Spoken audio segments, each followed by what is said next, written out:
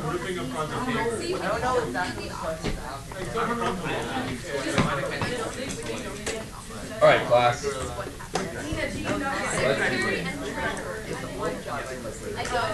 All right.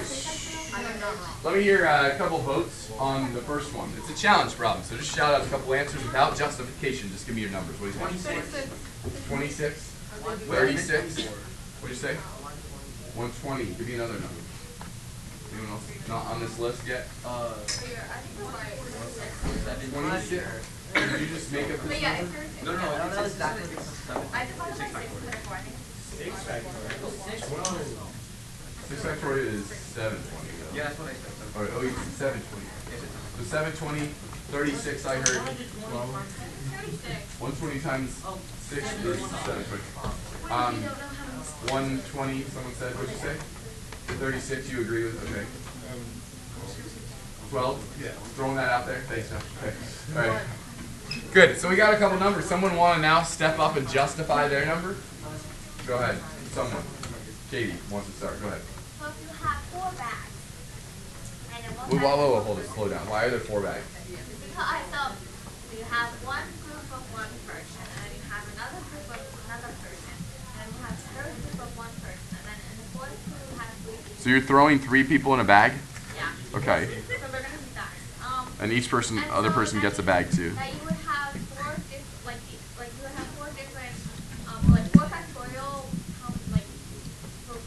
versions, and then like the order of those 3 people would be 3 factorial.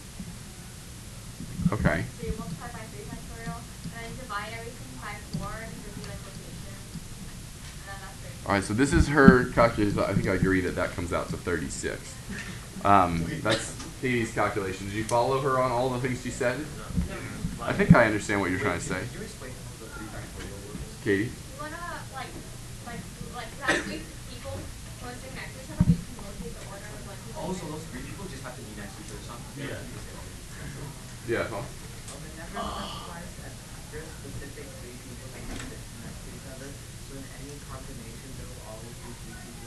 So you think that this should just not be part of the question? All right, I think that if we want to read into, now this is English class, if we want to read into the intent of the question, it makes sense that like someone would include a requirement that would be a requirement. Otherwise, why do you have to question the motive of the question writer, right? Why would someone say this if they didn't mean? I think we mean like that Albert, Betty, and Carl need to sit next together, right? Like there are 3 particular people. Otherwise, it's not worth saying. I don't know. There's not another interpretation that, I don't know. We could fight about it some more, but. Does someone want to justify 12 or what were the other numbers that came out? 720? Are we going to let just Katie's reasoning stand just like that?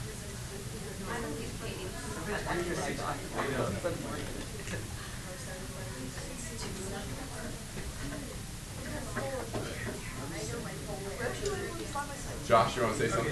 Okay, the reason why I said 12, just gonna Hey guys, thanks. The reason I said 12 is kind of a half guess, because I was thinking, like, there's like the 3 mix up those 3, and then I'll have some number, then after that I'll mix up the 2 different groups. So like say 3 factorial, and then take the 2 separate groups, and then 2 factorial and that, then adding together again. That's how it's thinking. All right, so I think I hear you say that there's like 3 factorial ways. Do you agree that there are 3 factorial ways to arrange these people? Are you saying there are 3 factorial ways to arrange these people too? All right, so now is that a thing you want to add together or multiply? It's multiply. Okay, so I think that gives you what? Don't we have to divide by the rotations too? If we have 2, so Josh is thinking about it in this term. Let's throw these 3 people in a bag. He's all about that, but he's like, actually, when you do that, like de facto, you're also kind of throwing these 3 people in a bag, right? Like you can't have those other 3 people not sit together. So his calculation is this way, but what about the rotation? How many ways are there to rotate? So we have to divide by 6. Wait, how many arrangements are there of 2 people in a circle? There's actually only 1 arrangement, right? Of 2 things in a circle. Because of the rotation. So this comes out to be 36 also, and I think that's a beautiful way to think about this problem too. Yeah, so you're both winners. Yay. Accidentally. All right, that was as advertised a challenge question. Let's go to this, which the second one, which is a somewhat more normal question. And I'd like to pick my favorite student, Holly. What you got? Tell us how you did. Get it first.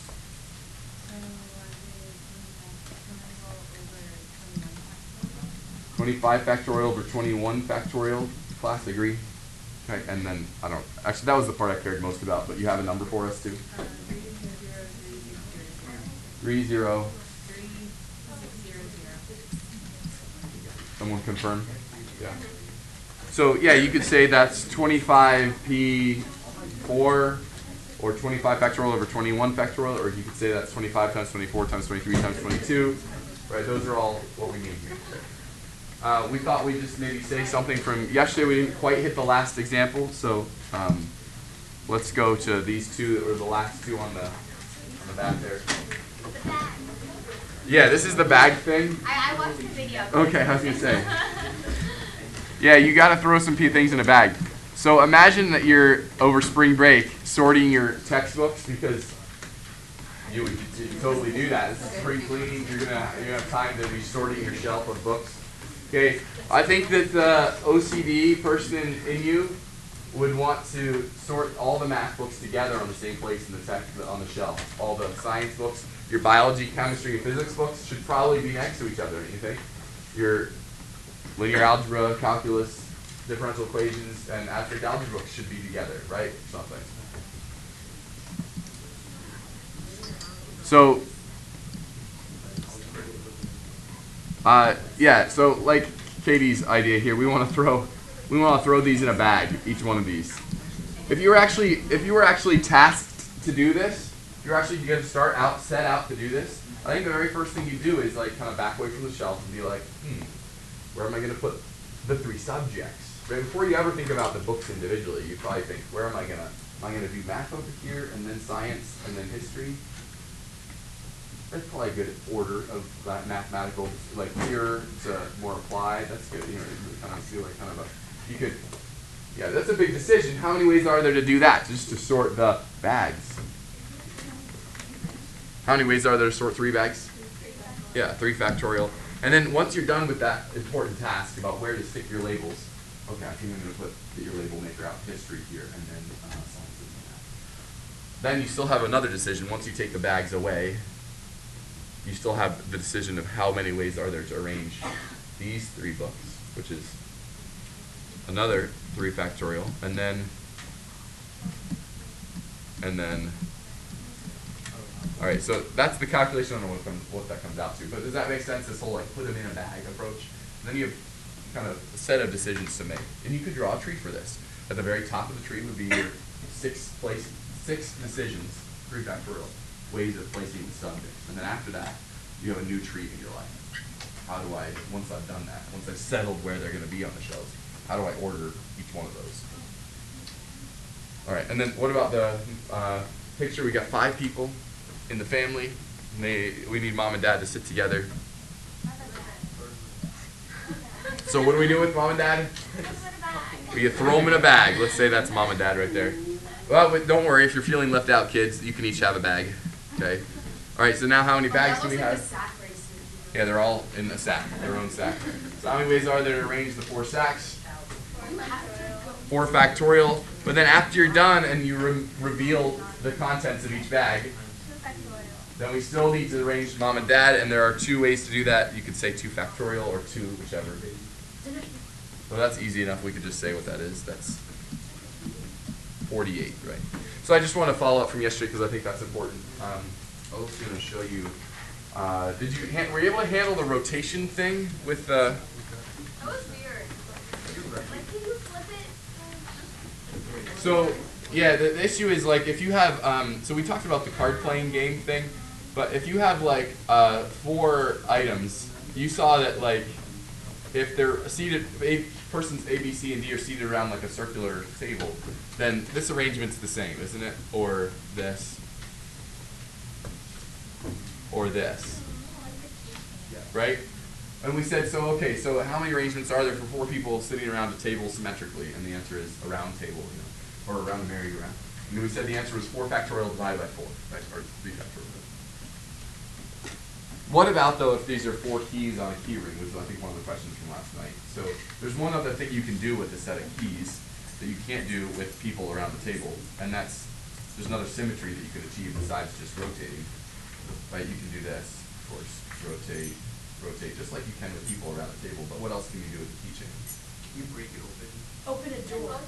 You can, yeah, you can flip it like this, can't you? So wouldn't you want to consider that if you put keys on this way, A, B, C, D, wouldn't you want to consider that maybe the same as D, C, B, A? Indeed. Like if someone, if I set up my 4 keys as A, B, C, D, and then you set up the same 4 keys as D, C, B, A, and then we threw our keychains to an independent moderator, and they said, and we asked them, are these the same arrangement? I think they'd be like, wait, you did the same thing. You did the same thing, right? Wouldn't you agree? So I think we would want to, if there are 4 keys on a keychain, we would want not just these 4 rotations, we would want also the reflection of each one of these, wouldn't we? And so I want to make sure you're clear on the theory here, right?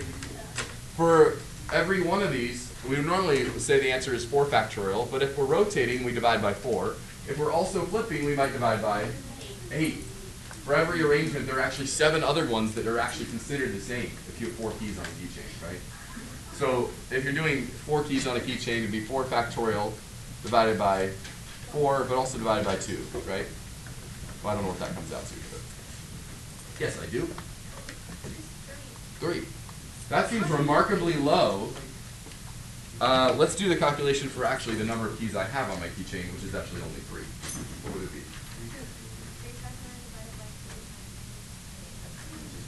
Just 1? How could that be? Remarkably, it's 1. Yeah, there's only one way to do this. So if you think that if I have keys A, B, and C, and you think that arranging them, you want to see the arrangement BAC. Well, one way you could do it is you could take them all off and put them in BAC order. But I claim that I can, without taking them off, achieve any order you want. A, B, C, C, A, B, C, B, A, anything. Right? Just using rotations and flips. I can achieve any order of these 3 keys that you like. Yeah. Is this going to be on the quiz? Yeah, of course. Everything's on the quiz. Yeah. All right. So interesting stuff. This is. Let's see. Do I have? I wonder if I have a copy of this handy here.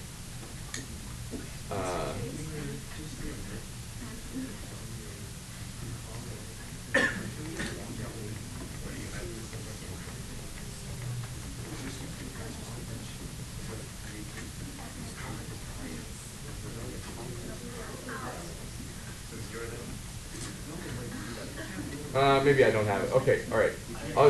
I'll when we have a chance, I'll pull up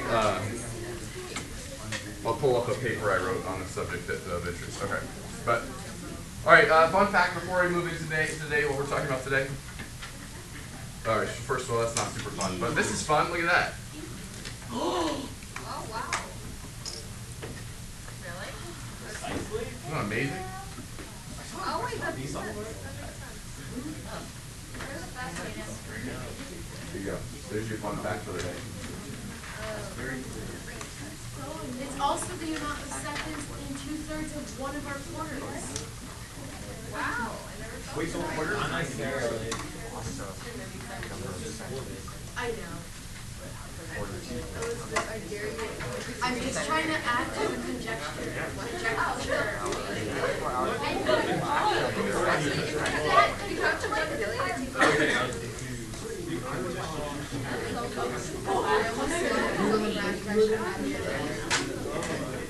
was an accident. I touched it with the tip of my finger and it bounced off my finger. But luckily, I blocked it with my other arm, and then they stayed out.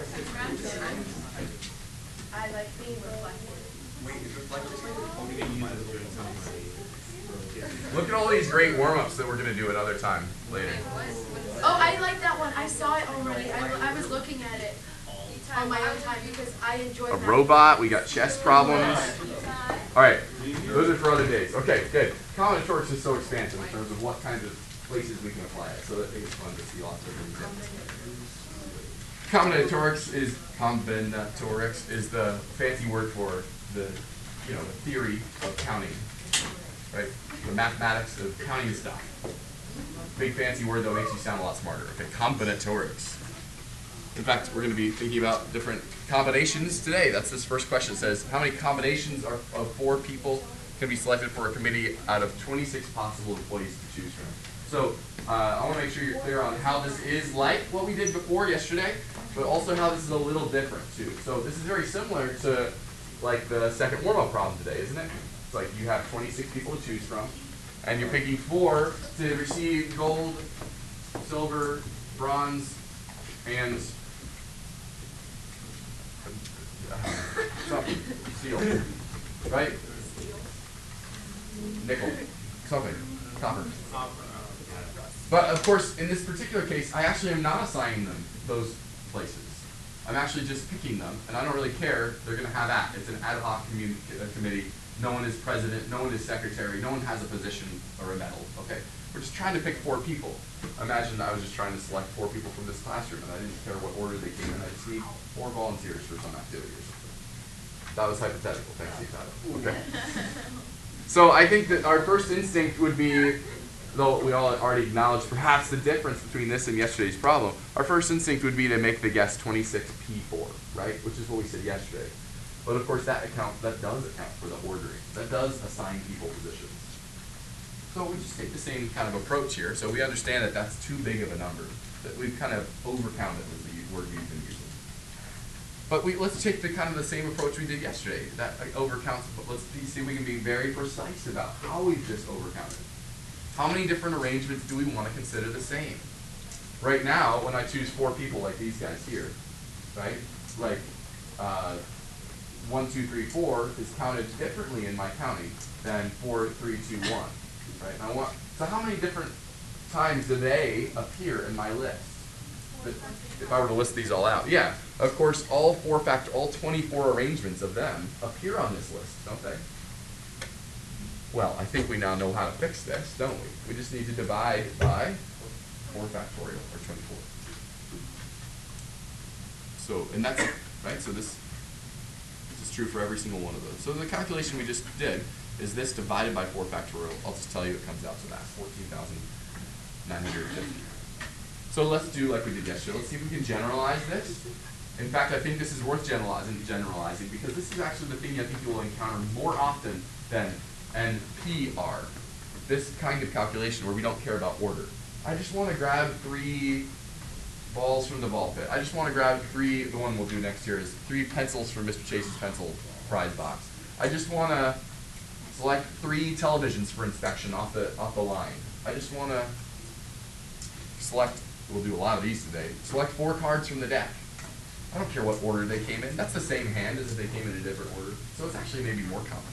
So generalize this for me. How many ways are there how many combinations can we form from n things, take an r at a time, just like we've been, the notation we've been using before. Just try and generalize what we have here. Just everyone. What do we have up on top? N factorial over r factorial. Good. So make no mistake, this is not a formula to memorize per se. N factorial over r factorial, n minus r factorial. I hope you see at any point someone could, like man on the street interview, ask you, where does every symbol come from in that equation? Why does it look the way it does? And we just constructed the theory on this in the last 24 hours. Like you could read, there's a lot of thought going into this. The first part, that is without the r factorial, you remember that that's just basically our way of kind of truncating the n factorial, right? That's like n factorial, but like stop before you get to r, please, right? And then now what have we done with the divide by r factorial? Well, we've divided out the symmetry, all the things we want to consider, all the r factorial arrangements of those r things that we would take, right? So we've just kind of been thinking through about how this came about. So, I'm sure you'll have it memorized maybe, but I also hope you could like rederive it from first principles, like everything in math. Hopefully you can kind of think through why it made sense too, please. So NCR is how it's on your calculator. If you want to try it, you're welcome to. On the last problem, you type in 26. And then you go to math, PRV, number 3, select NCR, and then type in finally 4. And see if you don't get what we had on the last slide as your answer. You can just try it out. Should work. And then when you're ready, just follow up by doing this one here. We got, again, say we have 3, imagine they're all unique, 20 unique pencils in the prize box. How many ways are there to select 3? Again, you don't care what order they're selected. You're just grabbing like a handful of them, right? Grab 3. So tell me what you get there. What's the calculation?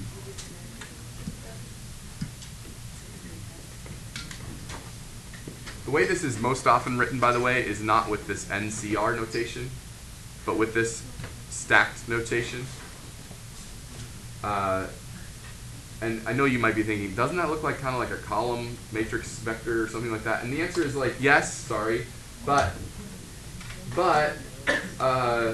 it's rarely true that we're using both at once. So I think the context will be clear enough that you won't have to. So, but the way you pronounce this out loud is, for this problem, for example, is 20 choose 3 is how we'll say that out loud. 20 choose 3. Okay? So we could maybe work this out. Or you can see if you can beat me to it on the calculator. 20 factorial over 3 factorial, 17 factorial, which equals 20 times 19 times 18, and then 17 factorial goes away, over 6. So that's 20 times 19 times 3, which is equal to 60 times 19, which is equal to something. Maybe I should have done the other way. What's 3 times 19? That's 57 times 2 is 1140. So check this out. Okay. You can use the calculator and just verify that we're right. Okay. How many ways are there to select 4 cards from among 52? Someone hammer that in. What do you get? 52 choose 4 is what we're saying, right? We have the whole deck in front of us, start forming 4 card hands, and you get like an ace of spades and then a king of clubs and the 4 of diamonds and a 3 of diamonds. That doesn't matter whether you got that in different orders, it's still the same hand of cards. It's a big number, right? What do you get?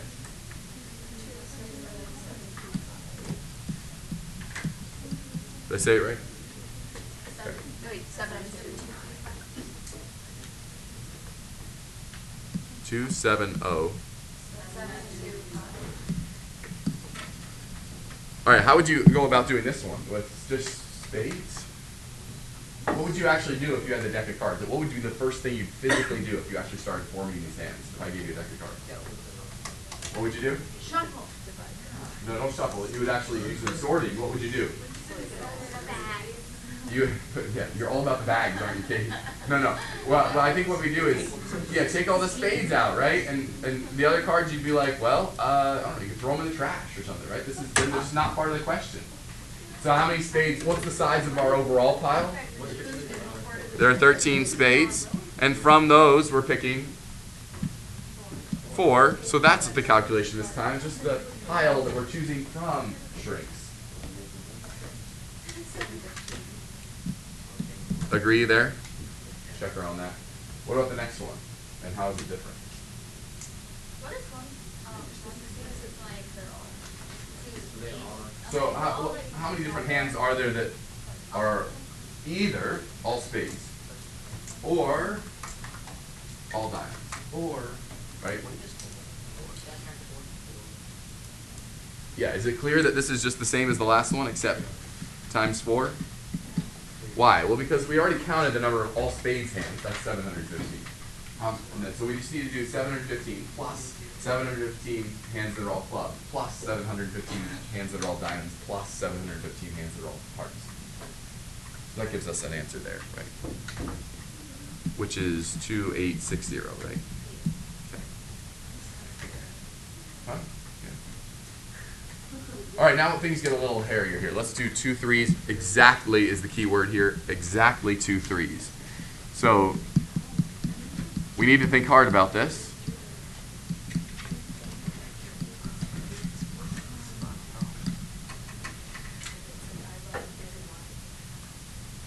think first about how you would actually form. Forget the rest of the 5 card.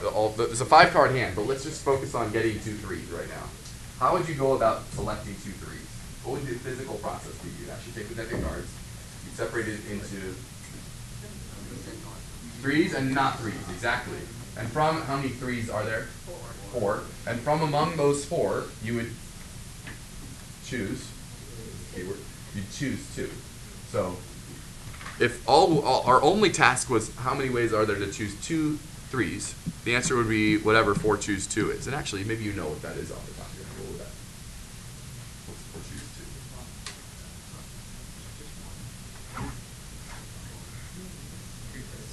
2? 6, right? You can work it out real quickly, right? It's 4 factorial over 2 factorial, 2 factorial, right? So that actually ends up just being 3 factorial. All right, but that's not the only thing we have to do. For every one of those 6 choices of 3 pairs of 3s you could get at the top of the tree, for every one of those pairs of 3s you could pick, we now have a remaining task. What do we have to still do? Still have to pick or 3 more cards to go with them. Now, we're talking, this is key here, exactly 2 3s. So from the other pile of things that are not 3s, how many are in that pile? We have to pick 3. And why are we multiplying? Well, because we just said we've got really a tree here, don't we? We have for every, this is the key word, that means multiply, for every one of our pairs of 3s that we have, all 6 of them, we have 48 choose 3 ways of picking the other 3 non-3s. So whatever that comes out to is the answer to the first part of this question. And the second part gets crazy, okay? Now we have to be a little careful here because the multiplication principle only works if we have 2 separate things happening, 2 separate physical piles. I think some of you are tempted to be like, oh, it'll just be 4 choose 2 times 48 choose 5 or something, right? Or 52 choose 3 or something, right? Well, careful. You're mixing piles here, right? Halfway through, you've changed what you're talking about. The way you have to do this is to do at least 2 3s, is to do it in pieces. We're going to do the calculation we just did. That's how many ways there are, we just said, to get exactly 2 3s. But what else qualifies for at least 2 3s? Well, exactly 3 3s. So let's do that calculation now. It's a similar calculation. Let's say we're trying to do this problem again, but with the question is now, how many ways are there to form a 5-card hand with exactly 3 3s? So what do we do first again? Let's just go through this again. From 4 3s, we choose 3. What is that, by the way? How many ways are there to do that? Just from 4 3s, picking 3 of them. What is 4 choose 3? 4, it's the same as asking how many ways are there to put 1 finger down when you're holding 4 of them up. Right? It's pretty clear that there are 4 ways of selecting 3 and leaving 1 on the table, right? So that comes out to be 4, but we'll write 4 choose 3. And then from among the remaining 48, we have to pick 2, right, to pair to get a 5-card hand.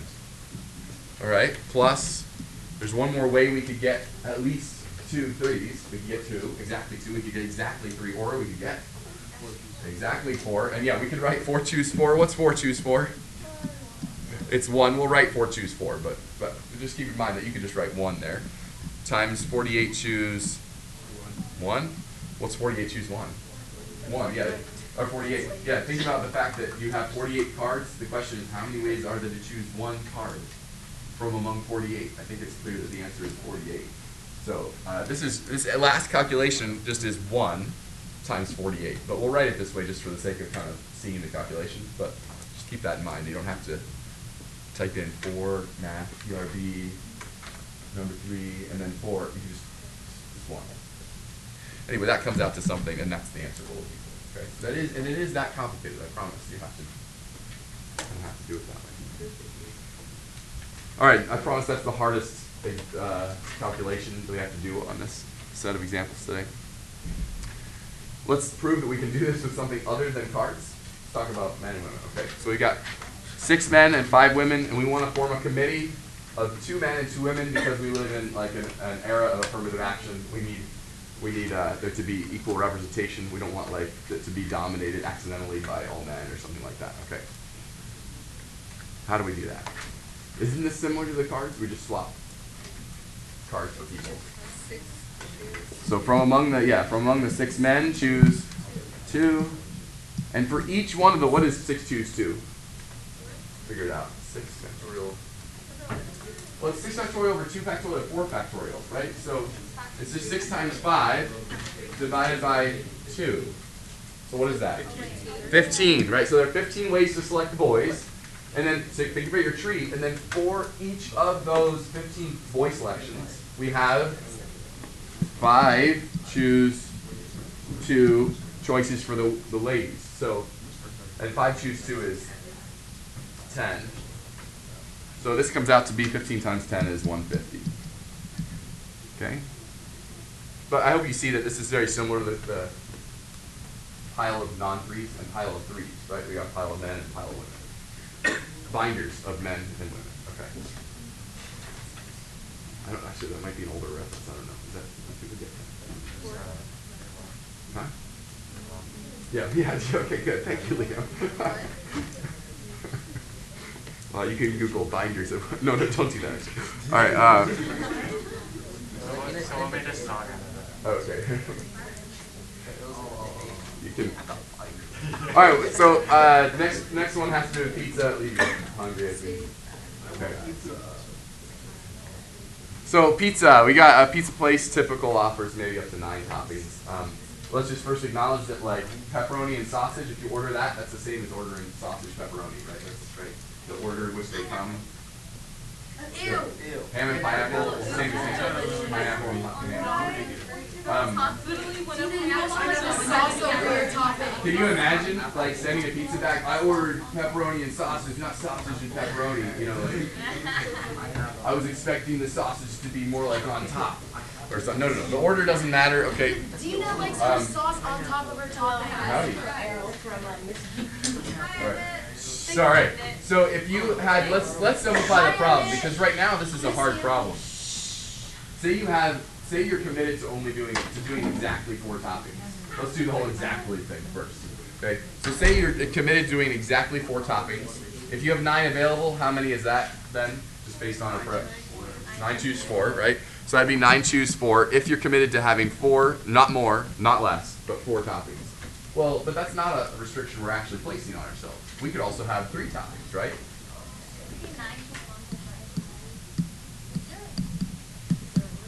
Oh, we could also have 2 toppings. Or 1 topping. That's, by the way, just 9, right? Or, actually, we could actually have, equals. We have no toppings, right? 9 choose 0, right? Which is 1. Right? There's only one way to have no toppings. Okay. All the way up to what? 9 choose 9, and there's only one way to do that, by the way. 9 choose 9 is 1 also. There's only one way to have them all. I'll have them all. That's how you say that. Okay. So, okay, see you in a second. Take a minute. Okay. You don't want to? That does work, actually, and that is the correct answer. But Isn't it like symmetrical? it actually is, yes. Good way to notice that. Yeah. It says it offers up to 9, so you can put up to 9, but it doesn't say that there are 9. Correct. Yeah, you could have 0 toppings, or 1, or 2, or 3, or... No, I mean like the top number doesn't have to be 9. The bottom number can go with 0, right? Yeah. But the top number doesn't say there's 9 toppings available. There'll be 100 toppings available. Right. But if it's coming to me Right, so if you want to... So I want to make sure you're clear on this, Brandon. So if you're committed to having a 3-topping pizza, how many ways are there to have a 3-topping pizza? Would you agree that it's 9 choose 3? There are 9 available toppings, and you're only going to pick 3 of them. Well, Brandon now up to 9 toppings. Brandon, right, now. Yeah, can have 9 copies or maybe 100. Can we just retire this discussion right now? Are we good? Okay. I hear you, Brandon. Maybe there needs to be another set of language here. English is always the problem, not the math. Okay, all right. Listen up. There is actually an easier way to think about this problem. Let's say you're at, say you're going down the line. Do you want to explain it, Fong? Oh no, go ahead. What were you gonna say? Yeah, you come out to 9, which is suspicious that it's just 512, because that's just what? That's 2 to the 9th? Does this always happen? And you know, there's another way to think about this counting problem. There often is a more illuminating view on some of these counting problems. You can go down the line and say, someone asks you, would you like pepperoni? Yes or no? Would you like olives? Yes or no? So do you see that? So 2 times 2 times 2 choices, right? These come out to be the same thing.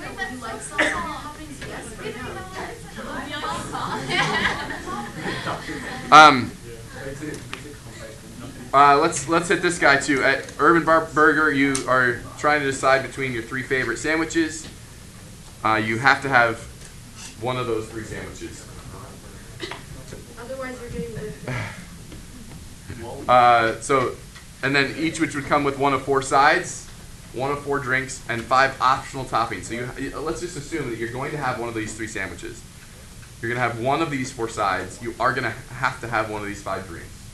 But then you have these optional toppings. So if we forget about the optional toppings, if it was I think we would be clear that if it were for the optional toppings, we would just say, okay, well that's just 3 times 4, 3 sandwiches times 4 sides times 5 drinks.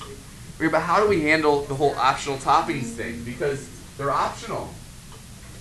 There are 5 optional toppings.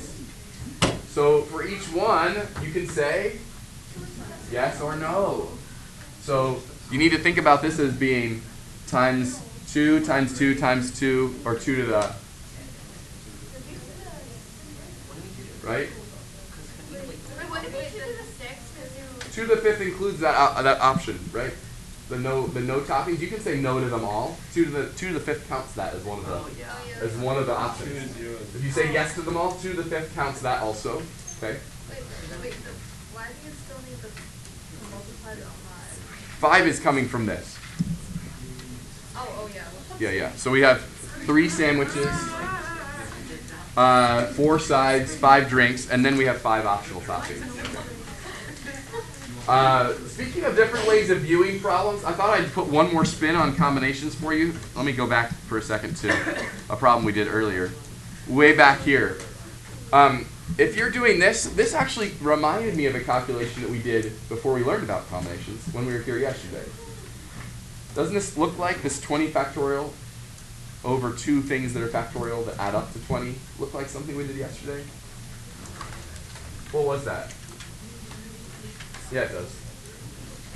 Do you remember doing this when we did like 9 factorial over 3 factorial times 3 factorial times 1 factorial times 1 factorial times 1 factorial? I remember that. Yeah, and so this makes me think that maybe there's a connection here too. New question from yesterday. This is a yesterday question. How many ways are there to arrange these? Let's say there are 17 n's and 3 y's. How many arrangements are there of this word with 3 y's and 17 n's? Isn't it this? Yeah. And doesn't that also answer this question? Isn't it 20 pencils that you're saying yes to 3 of, and 17 of them you're saying no to? So I want to see this connection to yesterday too, right? So there are lots of lenses to have on these problems. I think we'll stop there because